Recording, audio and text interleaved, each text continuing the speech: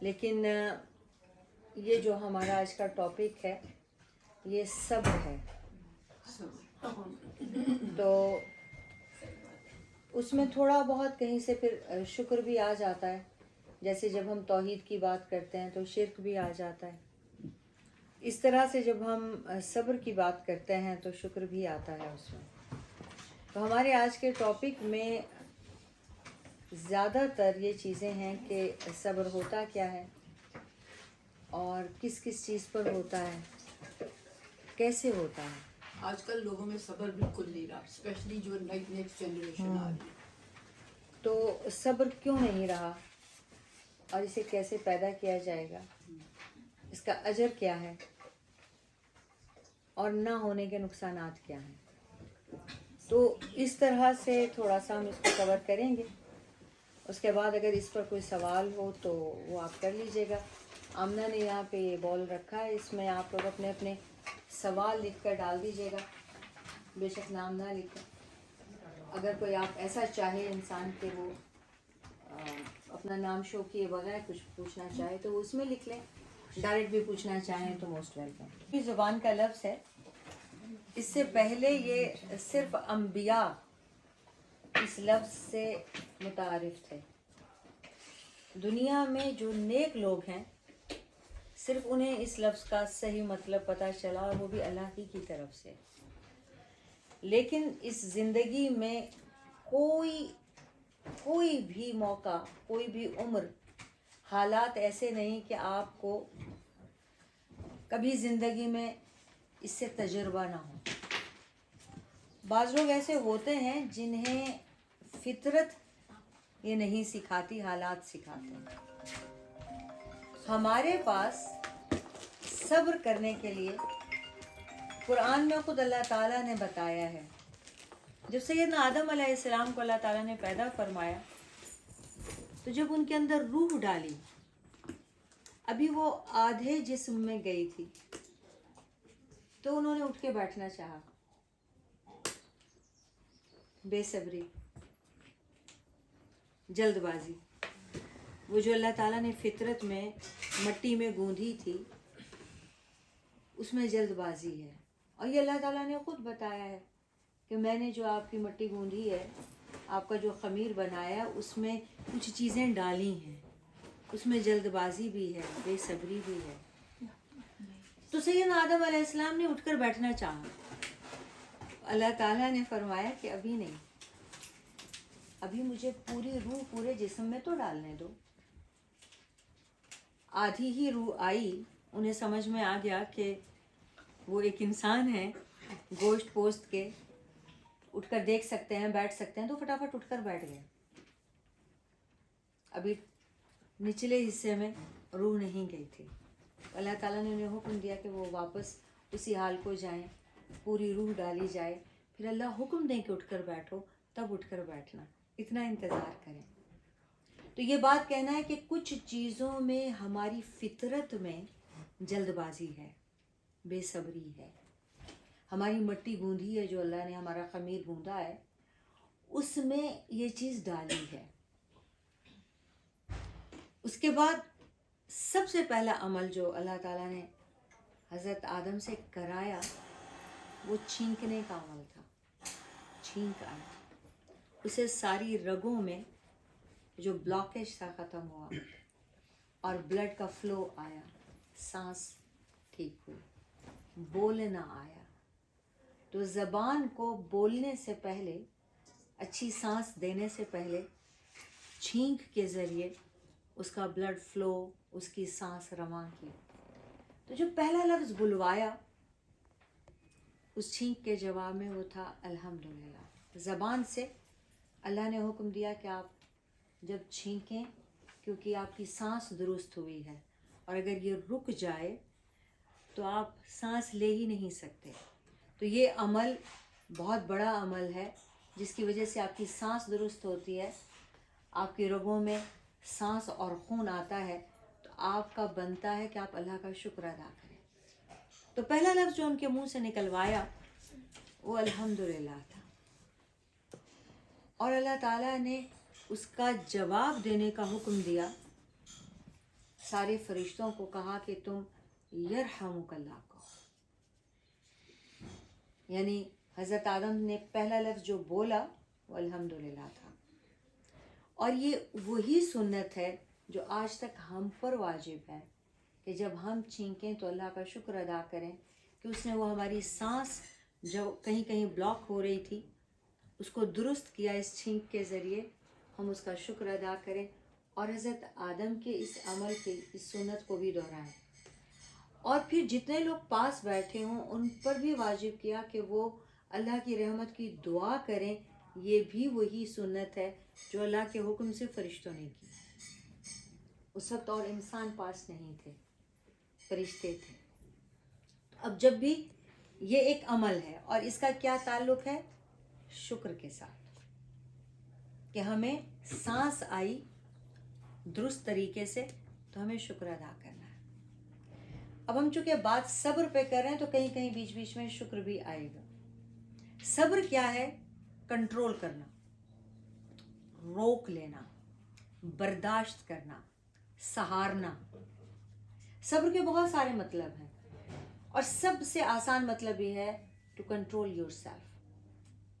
کہاں کہاں کنٹرول کرنا ہوتا ہے؟ جسمانی بھی ہو سکتا ہے، وہ آپ کو کبھی نہ کبھی کہیں نہ کہیں درد ہوا ہوگا. اس درد سے خود کو اس تکلیف میں رہ کے بھی خود کو غیر انسانی حرکتیں نہ کرنا، خود کو انسان سمجھنا، اس کو اللہ کی مرضی سمجھ کے اس کی رضا پہ راضی رہنا، یہ اپنے آپ پر، اپنے جذبات پر کنٹرول ہے. جب تک دوا نہیں ملتی انسان کیا کرتا ہے؟ دو ٹائپ کے انسان ہوتے ہیں.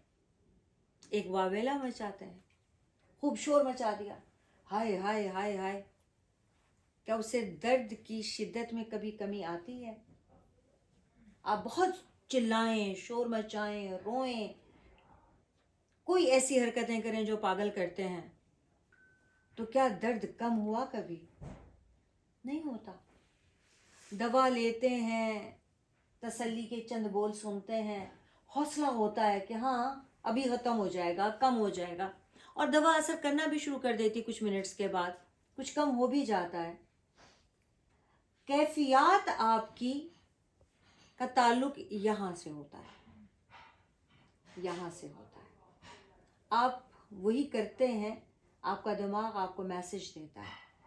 ہاں درد ہو رہا ہے، دکھ ہو رہا ہے، کسی کی وفات ہو گئی، کوئی نقصان ہو گیا، کوئی ہمیں چیز تھی ہمارے پاس چھن گئی. اب یہ مختلف قسم کے صبر ہیں. اب آج آپ کے پاس والدین ہیں، اللہ کی سب سے بڑی نعمت ہے، چلے گئے. ان کے بغیر ایسا لگتا ہے کہ زندگی ختم ہو گئی، زندگی میں رہا ہی کچھ نہیں. ان کی زندگی میں تو پتہ ہی نہیں تھا کہ وہ کتنی بڑی نعمت ہے.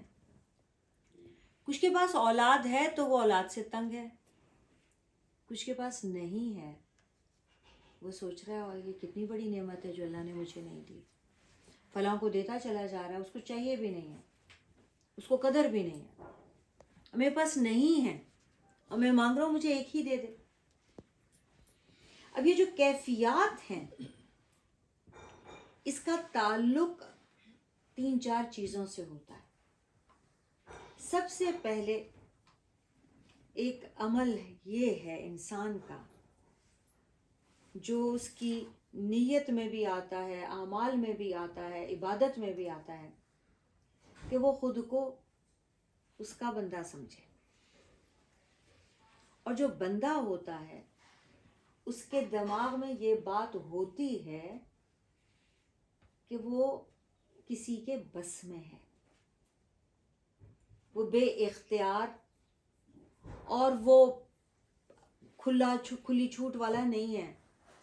کچھ چیزیں اس کے بس میں ہیں ہی نہیں، کچھ چیزیں لے کر پیدا ہوا ہے، اور جو میں لے کر پیدا ہوئی ضروری نہیں وہ آپ ہی کے پاس بھی ہوں، اور ہو سکتا ہے جو آپ کے پاس ہو ضروری نہیں وہ میرے پاس بھی ہوں. تو رب کی تقسیم جو ہے وہ مختلف ہے.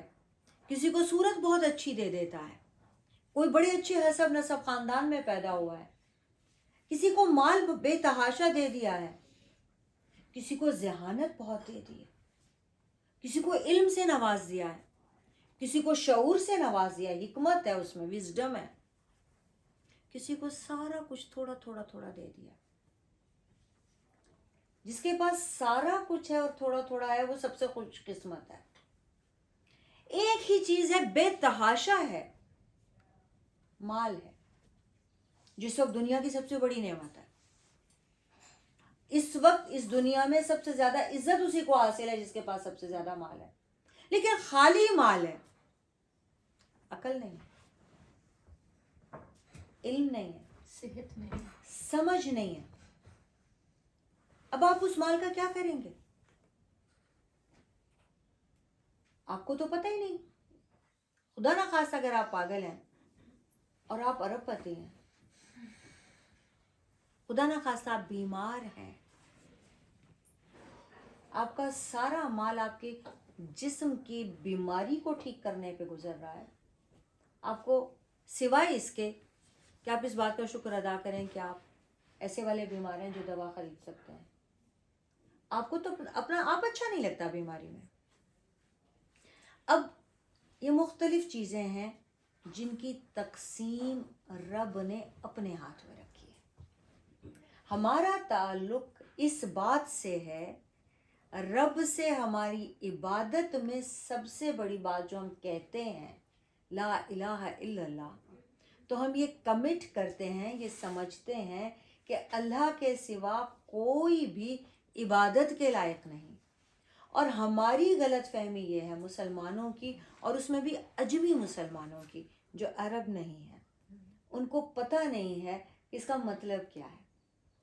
वो बग़ैर सोचे समझे बड़ों से सुन के इसको दोहराते रहते हैं, लेकिन इसका मतलब जो पा जाता है उससे बहुत सारी चीज़ें हल हो जाती हैं।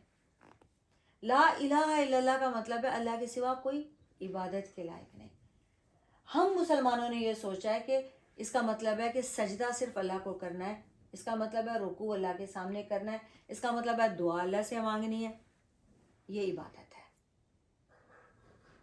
अगर सिर्फ इतनी सी बात को इबादत कहा जाता और अल्लाह ताला का ताल्लुक हमसे सिर्फ इतना सारा होता, तो फिर बाकी चीज़ों में से तो अल्लाह ताला को निकाल देना चाहिए, बाकी चीज़ों में तो अल्लाह ताला नहीं होना चाहिए। इसका मतलब ये है ही नहीं जो हम अजमी मुसलमानों ने लिया है। इबादत कहते हैं बेचूं चरा, बगैर किसी शक व शुबा, बगैर इनकार की मजाल किए अपने आप को पूरा सरेंडर कर देना, हर चीज़ को मान लेना, इताअत करना, हुक्म मानना, फिर उस अहकामात में दिल में भी कोई किसी किस्म की तंगी महसूस ना करना। ये है बंदा, जिसके अंदर ये कैफियत हो उसे बंदा कहते हैं। और वो जो ये कैफियत का हामिल हो, जो ये करता हो, इसे बंदगी या इबादत कहते हैं।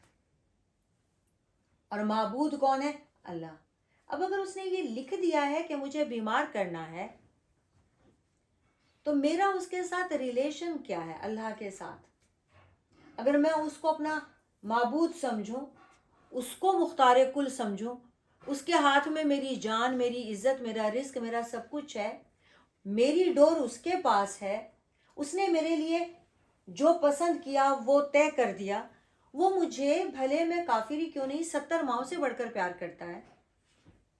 मुझे शक तो नहीं होगा फिर कि 70 माओं का प्यार एक जगह इकट्ठा हो और वो 70 माएँ मिलकर मुझे नुकसान पहुंचाना चाहें, मेरी दुश्मन हो, मेरा बुरा चाहें, ऐसा तो नहीं हो सकता। फिर यहाँ तो ताल्लुकात तो बिल्कुल ही बदल गए। यानी मिनिमम मोहब्बत अल्लाह ताला की अपने हर बंदे से, काफिर ही क्यों नहीं है वो, 70 माओं से बढ़कर है। अब अगर मिनिमम मोहब्बत ये है, बढ़कर है कहाँ है? अब अगर कोई ऐसा बंदा हो जो अल्लाह की इताअत करता हो, इबादत वैसे करता हो जैसे अल्लाह की मंशा है, اس سے محبت کرتا ہو, اس کی مانتا ہو, تو اللہ کو اس سے کتنا پیار ہوگا. یہاں تو ہزاروں ماؤں سے بھی بڑھ جائے گا. پھر یہ تو اس سے ہے, یہ تو ہر اس سے ہے جس کی بندے جیسی شکل ہے, جو آدمی ہے, انسان ہے. اسے انسان بنایا, آدمی کی شکل ہے, آدمی جیسا ہے, آنکھیں ہیں, ناک ہے, بولتا ہے, چلتا ہے, کھاتا پیتا ہے, بچے پیدا کرتا ہے, انسان ہے, آدمی ہے. بندہ کون ہے؟ جو بندگی والا ہے, جو اس کا بندہ ہے خاص, جس کے لیے پھر اس نے کہا عبدہ و رسول, پہلے عبد, میرا بندہ. تو بندہ اور رب کا جو تعلق ہے وہ ایسا ہے جس میں شک نہیں ہے, صرف پیار ہے, صرف بھروسہ ہے, کمٹمنٹ ہے. اب یہ جو کمٹمنٹ ہے یہ ہم سوچے سمجھے بغیر کرتے ہیں. میرے ابو جان کہا کرتے تھے, اور بہت سارے مولوی بھی ان سے اس بات پر خفا ہو جاتے تھے, اور ایک آدھ بار تو ہم نے بھی پوچھا کہ اتنا بڑا جملہ آپ بول دیتے ہیں اور ہزاروں لوگ بیٹھے ہوتے ہیں, مولوی بیچارے کو تو سمجھ نہیں آتی, تو وہ پھر آپ کے پیچھے نہ پڑے تو اور کیا کرے. پھر وہ اپنے خطبوں میں آپ کا نام لے لے کے کہتا ہے, او جی اسکالر ڈاکٹر فلانے نے یہ کہہ دیا. وہ کہتے تھے کہ اہل مکہ کے کافروں کا ایمان ہم سے بہتر تھا. تو ظاہر ہے یہ بات ہضم نہیں ہوتی. یہ کیوں بہتر تھا؟ میں نے بھی پوچھا, آپ کے ذہن میں بھی آئے گا. تو وہ یہ کہتے تھے کہ دیکھو, انہیں پتا تھا رسول پاک صلی اللہ علیہ وآلہ وسلم صادق ہیں, امین ہیں, غلط بات نہیں کر رہے, نعوذ باللہ جھوٹ نہیں بول رہے. اگر وہ یہ کہہ رہے اللہ ایک ہے, اور تم یہ کمٹمنٹ کرو کہ صرف وہ معبود ہے, اس کی عبادت کرنی ہے اور اس کے سوا کسی کی عبادت نہیں کرنی, وہ کیوں نہیں مان رہے؟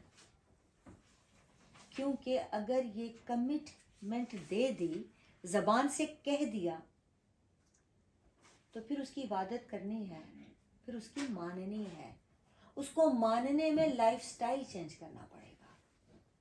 یہ کمٹمنٹ دینے کے بعد یہ نہیں ہے کہ میں کہہ دوں وہ معبود ہے, میں بندہ ہوں, اور چپ مجھے اس کی بات کی سمجھ ہی نہ ہو, میں نے رٹا رٹایا جملہ بول دیا, میں پیدا ہوئی, میں ذرا سی بولنے لائق ہوئی, گھر والوں نے سکھا دیا پڑھ لا الہ الا اللہ, اول کلمہ طیب, طیب معنی پاک, لا الہ الا اللہ محمد رسول اللہ, اللہ اللہ خیر صلی اللہ.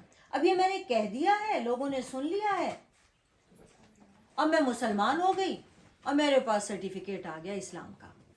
مجھے کوئی کافر نہیں کہہ سکتا, بات صحیح ہے, مجھے کوئی کافر نہیں کہہ سکتا. لیکن کیا دل سے میں نے اس کو معبود مانا ہے, یہ کمٹمنٹ کی ہے, اس کا خود کو رب معبود مان کے یہ وعدہ کیا ہے کہ تیرے سوا کوئی اور عبادت کے لائق نہیں, تیرے سوا کسی کی نہیں مانوں گی. یہ کمٹمنٹ تو کی ہی نہیں. تو وہ کافر کہتے تھے کہ یہ کمٹمنٹ نہیں کرنی, اگر یہ کمٹمنٹ کر دی تو پوری زندگی بدل جائے گی. پھر یتیم کا مال نہیں چھین سکیں گے, پھر ناحق قتل نہیں کر سکیں گے, پھر چوری نہیں کر سکیں گے, پھر بدکاری نہیں کر سکیں گے. پھر ہمیں جس بات سے وہ روکے گا رکنا پڑے گا, وہ جو پسند کرے گا کرنا پڑے گا, وہ جو چھوڑنے کہے گا چھوڑنا پڑے گا. تو یہ کمٹمنٹ ہم نے نہیں کرنے, اس کو انکار کرنا کہتے ہیں, اس کو کفر کرنا کہتے ہیں. تو انہوں نے انکار کر دیا کہ ہم یہ کمٹمنٹ نہیں کرتے. مدینہ میں آتے ہیں تو دیکھتے ہیں کہ کچھ لوگ ہیں جو یہ کمٹمنٹ کر لیتے ہیں. اللہ تعالیٰ کہتے ہیں کچھ لوگ ہیں آپ کے بیچ میں جو کلمہ پڑھتے ہیں, آپ کے ساتھ نماز پڑھتے ہیں, لیکن دل سے اس کلمے کو نہیں مانتے, دل سے وہ رب کو معبود نہیں مانتے. پتہ چلا اللہ نے ان کا نام منافق رکھ دیا, پتہ چلا اللہ نے ان کو جہنم کے سب سے نچلے درجے میں رکھ دیا. کہا یہ جو زبان سے کہہ رہے ہیں یہ دل سے نہیں کہہ رہے. आमाल में भी और नीयत में भी फर्क आ रहा है, इसलिए इसको निफाक का नाम दिया। कुफ्र को निफाक से बेहतर करार दिया, निफाक को कुफ्र से बदतर करार दिया। तो मुनाफिक वो थे जो नमाज पढ़ते थे, जो आप सल्लल्लाहु अलैहि वसल्लम के साथ उठते बैठते थे, बल्कि फजर की नमाज भी पढ़ते थे। उस वक्त जांच ये होती थी, फजर की नमाज जमात के साथ पहली सफ में जो पढ़ता है वो सबसे बड़ा ईमान वाला है। मुनाफिकीन पहली सफ में अक्सर होते थे। अल्लाह ने बताया कि फर्क है। अब हम एतकादी मुनाफिक तो शायद नहीं है, हम नियत से उसको माबूद मानते हैं, लेकिन हाँ अमली मुनाफिक हम में से 99% मुसलमान हैं, इसलिए कि ये कमिटमेंट बिना सोचे समझे करते हैं। अब जितना तो हमें माँ बाप ने सिखा दिया, ये तो क्रेडिट गया उनको। जो ही हम बालिग हुए, अब जैसे कपड़े अब हम बड़े होकर अपनी मर्जी के पहनते हैं, खाना हम बड़े होकर अपनी मर्जी का खाते हैं, अपने लिए फ्यूचर हम अपनी मर्जी का सोचते हैं, पसंद नापसंद हमारी हो जाती है। हम बड़े हुए तो हम कह देते हैं अब हम बड़े हो गए, अब हम एडल्ट हैं, अब हम बेबीज नहीं है कि तुम हमें पैम्पर करो। अब जो ही हम इस बात से निकलते हैं कि हमारा पेशाब खाना किसी और ने धोना है, हमें खाना किसी और ने खिलाना है, हम अपने पैरों पे चलने लायक होते हैं, तो हमें अपनी मर्जी वाले हो जाते हैं। तो अगर जब हम बड़े होते हैं तो हम अपनी मर्जी से ये कमिटमेंट दोबारा क्यों नहीं करते? अब हम सोचें वाकई वो माबूद है, वाकई उसका हम इबादत करेंगे, वाकई वो रब है। अब अगर यहाँ पर आकर आपने जिंदगी भर इस पर नहीं सोचा और पूरी जिंदगी आपने उसको पहचान के मान के ये कमिटमेंट नहीं की, तो आपका वो इस्लाम और ईमान सुना सुनाया था, आपको उसका कोई अजर नहीं। अब ये सोचना है हमें कि वाकई कहीं पर दिल में कभी ये ख्याल आया है, और अगर आज तक नहीं आया तो चलो आज हम ये सोचते हैं, मैंने सचमुच कमिटमेंट किया कि ला इलाहा इल्लल्लाह। मेरे अमल में अगर कोताही होती है, गफलत होती है, मैं शैतान के हाथों बहक के गलतियां कर जाता हूँ, गुनाह कर जाती हूँ, वो बिल्कुल अलग किस्सा है। लेकिन मैं ये कमिटमेंट करूं कि नहीं, मुझे तो मानना है, मेरी नीयत है, कभी उसमें पूरा हो पाए, कभी अधूरा हो पाए, कभी ना हो पाए, मगर मेरी नीयत यही है कि मैंने करना है, मानना है, और ये मेरी कमिटमेंट है। ये सिर्फ एक कलमा मुंह से दोहरा देना नहीं है, इस पर गौर करने वाले को मोमिन कहते हैं, इसको बगैर गौर करके दोहरा देने वाले को मुसलमान कहते हैं। अब दोनों में फर्क क्या है? मुसलमान पैदा हो गए, कलमा पढ़ा था, नाम मुसलमानों जैसा है, शादी का वक्त आएगा निकाह हो जाएगा, मरने का वक्त आएगा जनाजा हो जाएगा, शक्ल मुसलमानों जैसी है, नाम मुसलमानों जैसे हैं, मजहब के खाने में मुस्लिम लिखा जाएगा। अल्लाह अल्लाह खैर सल्लाह। आप एक ग्रुप हैं जिसका नाम मुसलमान है। ईमानदारी की बात है कि इस्लाम के का मतलब भी सरेंडर करना है, तो इधर भी गड़बड़ है। मगर ईमान की लेवल तक जाने वाले को, जो अल्लाह ताला ने अपना बंदा कहा है, वो है जिसमें ईमान है, जो एक कमिटमेंट रखता है, जिसका उससे कोई ताल्लुक है, रिश्ता है। इस कमिटमेंट के रिश्ते को ईमान कहते हैं। अब वो जिसके दिल में होता है, उसको यकीन है कि वो तो मुझे, मेरी अपनी माँ मुझे जलाएगी, ایک ماں جسے 9 مہینے پیٹ میں رکھا ہے, بس دودھ پلایا بھی ہے کہ نہیں پلایا, چلو مجھے تو پلایا, باقیوں کا نہیں پتا. ایک ماں 70 ماؤں سے بڑھ کر چاہنے والا ہر ایک کو ایسے ہی اٹھا کے جہنم میں ڈال دے گا. بڑکا دی آگ اس میں ڈال دیا, لو یہ میں نے تمہیں پیدا کیا, مجھے 70 مائیں مل کر بھی اتنا پیار نہیں کر سکتی جتنا وہ پیار کر رہا, اور وہ اٹھائے اور بھاڑ میں ڈال دے. ایسا ہو سکتا ہے؟ عقل والا یہ سوچ سکتا ہے؟ نہیں, کبھی بھی نہیں. تو اس کمٹمنٹ میں سب سے پہلے تو اس گمان پر غور کرنا بنتا ہے. پھر جب یہ سوچتے ہیں کہ ایسا تو ہو ہی نہیں سکتا, پھر آٹومیٹیکلی آتا ہے تو پھر کیسا ہونا چاہیے, پھر کیسا ہوگا؟ بہت پیار کرتا ہے, میرا اچھا چاہتا ہے, اس نے مجھے اپنے ہاتھوں سے بنایا, اس نے اپنی روح میرے اندر پھونکی ہے. امانت, اور کیا امانت واپس لوں گا, جب چاہے لے لوں گا, اس کا تمہیں بتاؤں گا بھی نہیں, کس جگہ پہ لوں گا, لے لوں گا, یہ میری امانت ہے. لیکن جب تک یہ تمہارے پاس ہے, کچھ اصولوں کے ساتھ رہنا,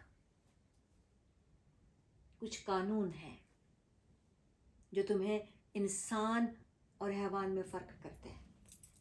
جو تمہیں دنیا میں بھیجا ہے وہ کچھ قوانین ہیں, اس کے مطابق بھیجا ہے. کسی کو شکل اچھی دی, کسی کو عقل اچھی دی, کسی کو مال زیادہ دیا, کسی کا حسب نسب خاندانی ہے, نام بیک گراؤنڈ بڑی ہے, دور سے ہی دل کرتا ہے عقیدت رکھیں, عزت کریں. یہ میری تقسیم ہے. تو جس سے ہم محبت کرتے ہیں, جس پہ شک نہیں کرتے, یہ کبھی سوچ ہی نہیں سکتے کہ اس نے غلط تقسیم کیا ہوگا. اس نے اگر مجھے شکل کم دی ہے, میرا رنگ کالا ہے, میرے ساتھ بیٹھی ہوئی میری دوست گوری ہے, تو ہائے میں کالی کیوں ہوں, ہائے یہ گوری کیوں ہے, سوال ہی پیدا نہیں ہوتا. مجھے سب سے پہلے اس بات کا خیال ہوگا, اس کا میرا رشتہ بندے اور رب کا, اس نے مجھے اپنا بندہ بنایا ہے. اسے مجھے جانور نہیں بنا دیا, اسے مجھے پتھر نہیں بنا دیا, اسے مجھے پانی نہیں بنا دیا, اسے مجھے ریت مٹی ہوا کا ذرہ نہیں بنا دیا, اسے مجھے درخت نہیں بنا دیا, اسے مجھے انسان بنایا. کتنا اس کو مجھ سے پیار ہوگا نا, 70 ماؤں سے بھی بڑھ کر اس نے مجھے انسان بنایا ہے. اب اگر وہ انسان ایسا ہے جو اس کے ساتھ بھی پیار کرتا ہے, تو اب اس کو کتنا پیار ہوگا کہ اس نے مجھے اپنا بندہ بنایا. مجھے اتنی عقل بھی دی کہ میرا راہ جو ہے, مجھے مسلمان بنا کے, میری کمٹمنٹ میرے منہ سے کرا کے, مجھے ایسے گھر میں پیدا کیا جہاں پہلے سے اس کی پہچان تھی, جہاں لوگ پہلے سے اس کا نام لیتے تھے. یہ کتنی بڑی بات ہے کہ اس نے مجھے کسی کافر کے گھر میں پیدا نہیں کیا, اس نے مجھے کسی مجوسی کے گھر میں پیدا نہیں کیا, آگ کو پوجنے والے, ستاروں کو پوجنے والوں کے یہاں پیدا نہیں کیا. کتنی بڑی بات ہے, اس نے مجھے اپنا بندہ بنایا ہے. کتنا بڑا احسان ہے, اس نے مجھے محمد رسول اللہ صلی اللہ علیہ وسلم کی امت میں بنا دیا, اس امت میں جس پر دین مکمل ہو گیا. پہلے بھی تو لوگ اللہ کو ماننے والے گئے ہیں جو جنت میں ہی جائیں گے, اللہ کو ایک مانتے تھے. پچھلی قوموں میں, اہل کتاب میں, دین حنیفی میں, حضرت ابراہیم کے دین کو ماننے والوں میں بہت سارے تھے, لیکن حضرت محمد صلی اللہ علیہ وسلم کی امت میں جو ہیں مسلمان, وہ سب سے زیادہ خوش قسمت ہے. اور اس کی بہت ساری وجوہات ہیں, اس لیے کہ شفاعت کا حق حاصل ہے. ہمارے ساتھ اتنی بڑی بات ہے کہ اللہ تعالیٰ قرآن میں ہمیں خوش قسمت بتاتے ہیں, اور وہ ہمارے سر پر ان کا ہاتھ ہے. ہمیں یہ یقین ہے کہ شفیع المذنبین ہماری شفاعت فرمائیں گے. یہ اور کسی کو یقین نہیں ہے. اللہ کے ماننے والوں میں سے بھی اور سب کو یہ یقین نہیں ہے سوائے آپ صلی اللہ علیہ وسلم کی امت کے, کیونکہ وہ شفیع المذنبین ہمارے لیے. تو یہ ساری چیزیں تو شکر بنتی ہیں. اب یہ جس کا جتنا تعلق ہوگا اس کو اسی بات کا اتنا فخر ہوگا. اب آپ بیٹھ جائیں اور آپ لکھنا شروع کر دیں اپنی نعمتوں کو ایک طرف اور اپنی محرومیوں کو ایک طرف, تو آپ کی نعمتیں بے شمار ہوں گی. اللہ تعالیٰ فرماتے ہیں وَإِن تُعُدُّوا نِعْمَةَ اللَّهِ لَا تُحْصُوهَا. اگر تم اللہ تعالیٰ کی نعمتوں کو گننے لگو 1 2 3 کر کے, گننے میں نہیں آئیں گی, گنتی ختم ہو جائے گی. اور اللہ کی بلیسنگز آپ کے اوپر ابھی بھی باقی ہوں گی جو گننے میں آ سکتی ہیں, لیکن نعمتیں زیادہ ہوں گی. ہم میں سے ہر شخص کا یہ حال ہوتا ہے اور اس کی وجہ اس تعلق کے مطابق ہوتی ہے. اب اللہ تعالیٰ قرآن میں ذکر کرتا ہے ان کا کہ جو اللہ تعالیٰ ہے وہ آزماتا ہے. ہر تعلق میں آزمائش ہوتی ہے. ایسا تھوڑی ہے کہ آپ ہمسائے ہیں, دوست ہیں, بہن بھائی ہیں, میاں بیوی ہیں, اچھے کے, آج برا وقت آیا تو آپ چھوڑ کے بھاگ جائیں, تو وہ تو تعلق ہی نہ ہوا, وہ تو نبھانا ہی نہ ہوا, وہ تو محبت ہی نہ ہوئی. اللہ تعالیٰ بھی کچھ چیزوں سے آزمائش میں ڈالتا ہے. اس میں سب سے پہلے اللہ تعالیٰ نے کہا جدائی. اولاد, ماں باپ, بہن بھائی, کوئی محبت کرنے والا, محبت دینے والا, جس سے آپ محبت کرتے ہو, اس کی وفات ہو جائے. اب آپ کا ایمان ہے کہ وہ تو غلط کر ہی نہیں سکتا, وہ تو زیادتی کر ہی نہیں سکتا, وہ تو رب ہے, میں اس کا بندہ ہوں, وہ تو میرا معبود ہے. اس نے طے کر دیا ہے, وہ روح امانت ہے, اس نے تو لینی ہے. آج اس کی باری, کل میری ہوگی. تو ہم کیا کہیں گے, انا للہ و انا الیہ راجعون. اللہ کا شکر ہے میں تو ابھی زندہ ہوں, لیکن میری جان بھی ادھر ہی جائے گی, یہ کل میرے اوپر وقت آئے گا. اب جو مجھے صدمہ ہوگا وہ جدائی کا ہوگا. یہ کسی زیادتی اور ظلم کا نہیں ہے, کیونکہ یہ تو پہلے سے طے ہے کہ یہ جان جانی ہے. جس نے سانس لیا وہ سانس واپس جائے گی. یہ تو سب کو پتہ ہے, سب نے مرنا ہے, تو موت تو کوئی ظلم ہے ہی نہیں. اب جو دکھ ہے وہ اس بات کا نہیں ہے کہ موت کیوں آتی ہے, دکھ اس بات کا ہے کہ مرنے والا مجھے پیارا بہت ہے, اس کے بغیر جینا مشکل لگ رہا ہے, اس کا ساتھ بہت ضروری ہے, مجھے ساتھ اور چاہیے تھا, میں اس کو کھو کے جینا نہیں چاہ رہا تھا. وہ ماں ہو سکتی ہے, باپ ہو سکتا ہے, اولاد ہو سکتی ہے, شوہر ہو سکتا ہے, بیوی ہو سکتی ہے. ایسے لگتا ہے کہ دنیا ویران ہو گئی, سب ختم ہو گیا, کچھ باقی نہیں رہا, اب کیسے جئیں گے. جو ہی ذہن میں یہ سب کچھ آتا ہے, اسی وقت ذہن میں یہ آتا ہے اللہ کے بندے کے کہ جس نے یہ فیصلہ کیا اس نے یہ پہلے سوچا ہوگا کہ مجھے کیسے جینا ہے. وہ مجھے تنہا نہیں چھوڑے گا, وہ تو مجھے چھوڑ سکتا ہی نہیں.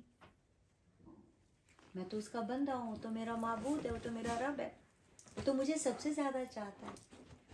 تو ایسے کیسے مجھے وہ رلنے کے لیے چھوڑ دے گا, سوال ہی پیدا نہیں ہوتا. ایسے میں کہوں تو نے میرے لیے جو کیا, تیرے فیصلے پہ میں راضی ہوں, تیری رضا میں راضی ہوں, تو نے جو کیا ٹھیک کیا.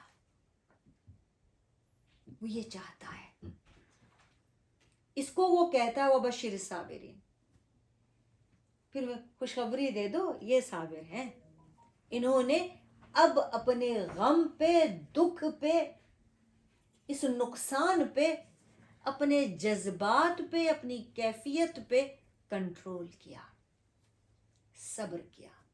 سب سے بڑا دکھ جدائی کا دکھ ہوتا ہے, جب کوئی وفات پا جائے, آپ کا اپنا. دکھ نمبر 2 بیماری کا, جسم میں کوئی تکلیف شروع ہو گئی, اپنا آپ بھی اچھا نہیں لگتا. لیکن وہ کیا کہتا ہے, حضرت ایوب علیہ السلام کی مثال ہے کہ ان کے آس پاس بیٹھے ہوئے لوگ کہتے تھے ان کو ایسی بیماری اسکن کی لگی کہ اس میں سے بو اٹھتی تھی اور بدبو اتنی دور تک جاتی تھی کہ لوگ ان کے پاس سے جانے لگے, ہٹنے لگے. پھر لوگوں کو خدشہ ہوا کہ ہمیں نہ لگ جائے, تو انہوں نے ان کو نکل جانے کو کہا. ان کے بیویاں, ان کے بچے, ان کی بہویں, ان کے داماد, ان کے نواسے, ان کے پوتے, سب انہیں چھوڑ گئے ایک بیوی کے سوا. ایک بیوی کہنے لگی کہ نہیں, میں ہر حال میں ان کے ساتھ نبھاؤں گی. وہ انہیں لے کے پہاڑ پہ چلی گئی. اس میں وہ نیچے اترتی تھی لوگوں کے گھروں میں, جبکہ یہ اپنے سردار تھے, اپنے قبیلے کے, قوم کے سردار تھے. نبی تو تھے ہی, رسول تو تھے ہی, سردار بھی تھے. کھانے کو کچھ نہیں, پہاڑ سے نیچے اترتی تھیں, لوگوں کے گھروں میں کام کرتی تھیں اور اس میں سے کھانا لے کے جاتی تھیں, ان کو بھی کھلاتی تھیں, خود بھی کھاتی تھیں اور ان کا خیال کرتی تھی. تو کافی عرصے کے بعد ایک دن وہ بہت دکھی ہو کے کہنے لگی, کیا تم سچے نبی نہیں ہو؟ تو انہوں نے کہا کیوں نہیں, کیا تم نے اللہ کی امانت پہنچائی؟ انہوں نے کہا پہنچا تو دی, تمہیں پتا تو ہے جو اللہ نے مجھے دین دیا, شریعت دی, میں نے سب پہنچا دی. پھر تم دعا کیوں نہیں کرتے کہ تم ٹھیک ہو جاؤ؟ اللہ سے مانگتے کیوں نہیں اپنی صحت؟ تو انہوں نے اپنی بیوی کی پریشانی اور پریشانی کے دکھ اور جذبات دیکھے تو کہنے لگے کہ میرا تم سے وعدہ ہے, میں آج اللہ سے یہ دعا کروں گا, میں تمہاری خاطر یہ کروں گا. تو وہ کہتی ہیں تمہاری خاطر کا کیا مطلب ہے؟ درد میں تم پڑے ہو, جسم میں تمہارے کیڑے چل رہے ہیں, حالت تمہاری ایسی ہے کہ تم کسی قابل نہیں ہو, ہر ایک تمہیں چھوڑ چکا ہے, ابھی بھی تم میرے لیے دعا کرو گے, اپنے لیے نہیں کرو گے؟ ابھی بھی تم اس حال میں خوش ہو کیا؟ تو وہ جو جواب دیتے ہیں, وہ کہتے ہیں نیک وقت میری کتنی عمر ہے؟ کہتی ہیں کہ 75 سال. مجھے بیمار ہوئے کتنے سال ہو گئے؟ 5 سال. جو اللہ نے مجھے 70 سال صحت دی تھی, اگر اس نے مجھ سے اس کا حساب مانگ لیا, میں کیسے دوں گا؟ میں 5 سال میں اتنا تھک جاؤں کہ میں اس سے شکوے کروں, میں اسے شکایت کروں؟ اللہ کو ان کی یہ بات اتنی پیاری لگی جو وہ اپنی بیوی سے کہہ رہے تھے. اس قدر اللہ کو ان کی یہ بات پیاری لگی کہ اللہ تعالیٰ نے یہ فیصلہ فرما دیا کہ آج ہی ان کو ٹھیک کر دیں گے, اس سے پہلے کہ وہ دعا کرتے. اور انہوں نے اللہ سے ایک ہی بار کہا, رب انی مسنی الضر وانت ارحم الراحمین, اے اللہ بہت تکلیف ہو رہی ہے, تو ارحم الراحمین ہے, تو سب سے زیادہ رحم کرنے والا ہے. اور جب وہ لوٹ کر آتی ہیں تو ایک بڑا حسین سا جوان سا بیٹھا ہوا ہے, تو اسے کہتی ہیں اندر ایک بیمار پڑا تھا, کہاں ہے؟ وہ اسے دیکھ کے کہتے ہیں میں ہی ہوں. تو آواز سے پہچان کے کہتے ہیں تمہیں کیا ہو گیا؟ خود ہی تو کہہ کے گئی تھی, وہی ہو گیا. اللہ تعالیٰ نے یہ پانی کا چشمہ میرے پیر سے جاری کیا اور کہا اس میں ایک بار پورے نہا لو, تمہاری ساری بیماری ختم. اور تمہیں چاہیے وہی پرانے رشتہ دار یا نئے دے دوں, مگر یہ تمہاری ساتھ رہے گی اس دنیا میں بھی جنت میں بھی, جس نے نبھایا ہے, جو کمٹمنٹ پہ اتری ہے پوری, جو وفادار ہے. جتنا صبر تم نے جسمانی اس سے کیا ہے, اتنا اس نے تمہارے ساتھ رہ کے تمہاری خدمت میں, تمہاری محبت میں کیا ہے. اور اس کے کہنے پہ تمہیں اللہ تعالیٰ نے جو تم نے دعا مانگی قبول فرماتے ہوئے تمہیں شفا دی ہے. قرآن میں سورہ انبیاء میں یہ پورا واقعہ ہے.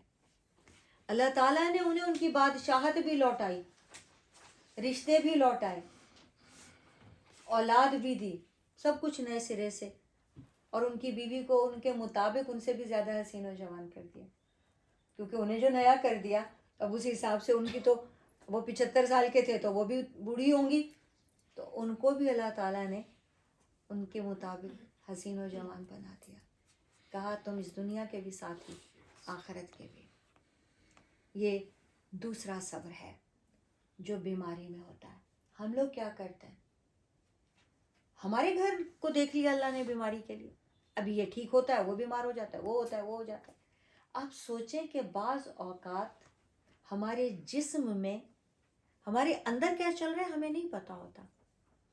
جیسے ایک دوا کے سائیڈ ایفیکٹ ہوتے ہیں, ایسا کوئی ایک بیماری آ کر ہماری کئی اندر کی تکلیفیں دوسری درست کر جاتی ہے, جو ہم اس کی خاطر دوا کھاتے ہیں اور چیزوں کو بھی فائدہ مند ہو جاتی ہے, ہمیں پتہ ہی نہیں ہوتا.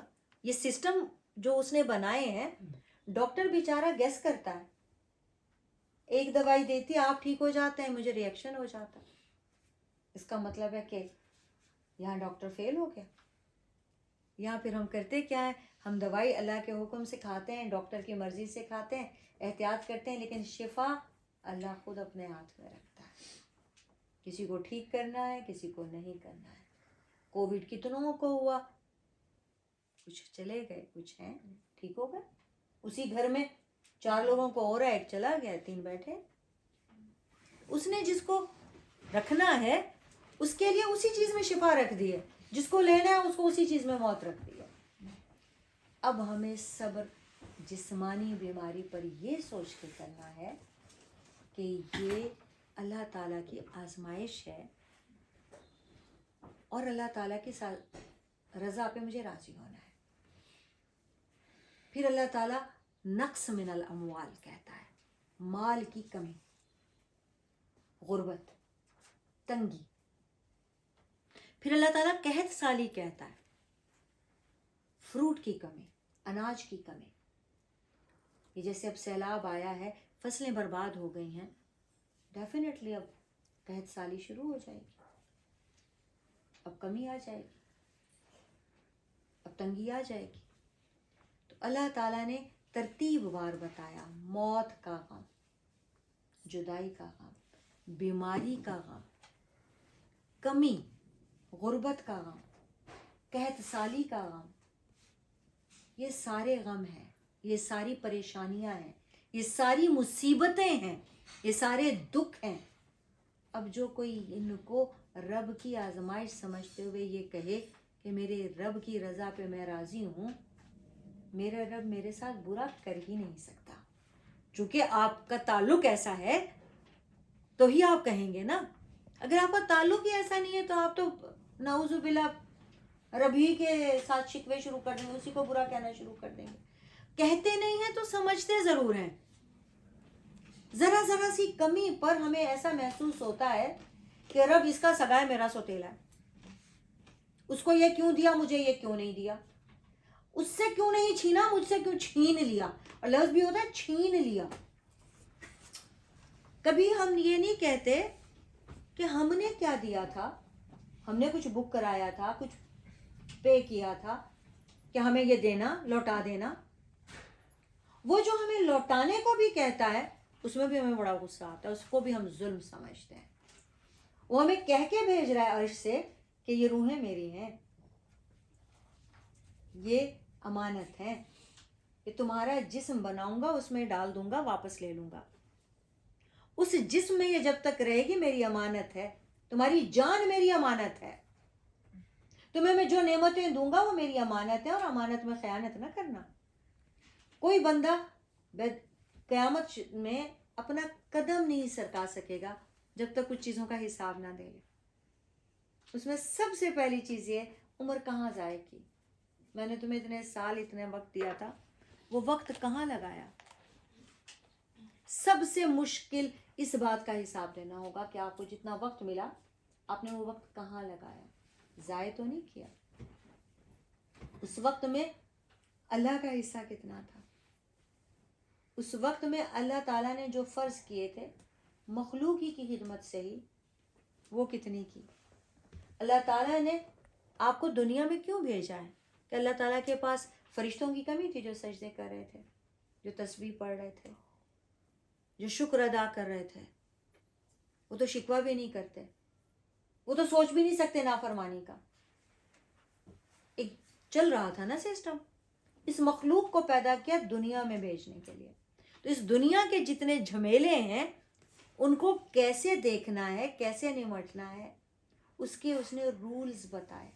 اور سب سے بڑا رول جو ہے وہ یہ ہے کہ آپ اس کو اپنا معبود مانتے ہوئے اس نے جو جو فیصلہ کیا ہے اس پہ سر جھکائیں اور اس پہ راضی رہیں اور یہ سوچیں کہ یہ میرے لیے ٹھیک ہے اور نظر بھی نہ آ رہا ہو کہ یہ ٹھیک ہو بھی سکتا ہے. جیسے کسی کا بچہ فوت ہو جاتا ہے, اس میں بظاہر کیا بہتری نظر آ سکتی ہے؟ کسی کے چوری ہو جاتی ہے, بظاہر اس میں کیا بہتری نظر آ سکتی ہے؟ یہ کووڈ میں بظاہر کیا بہتری نظر آ سکتی ہے؟ لیکن بہت لوگ نیچر کے قریب ہوئے ہیں, بہت لوگوں نے رب کو پہچانا ہے, بہت لوگوں نے گھر پہ وقت دیا ہے, بہت لوگوں نے اپنے آپ کو پہچانا ہے, بہت لوگوں نے یہ دیکھا ہے کہ سپر پاور کچھ نہیں ہے, اوپر ہے. مال دولت نہیں بچا سکتا اگر اس نے ٹائم لکھ دیا آپ کا. کوئی احتیاط, کوئی چیز آپ کو نہیں بچا سکتی اگر اس نے آپ کا وقت پورا کر دیا ہے.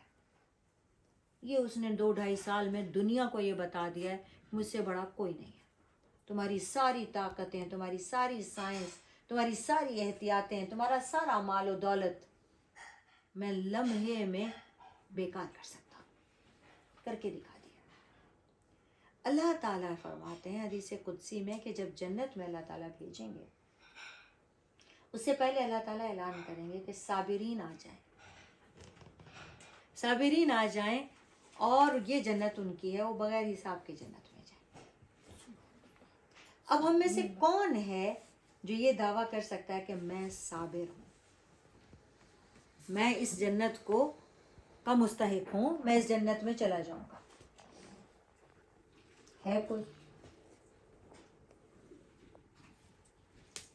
اب وہ کون لوگ ہیں جنہوں نے اپنے جذبات پہ کنٹرول کیا, اپنی زبان پہ کنٹرول کیا, اپنے حالات کو دیکھتے ہوئے ناشکری نہیں کی, جنہوں نے بیماریوں پہ, جدائیوں پہ, دکھوں پہ, مصیبتوں پہ اللہ کی رضا پہ راضی رہے, صبر کیا. ہمارے بس میں جو نہیں ہوتا ہم کہتے ہیں, یعنی پوری لڑائی کر کے, پوری مار کٹائی کر کے, پورا غیبتوں چغلیوں کا بھرمار کر کے, پورا میلہ سجا کے اینڈ میں کہتے ہیں میرا صبر ہے.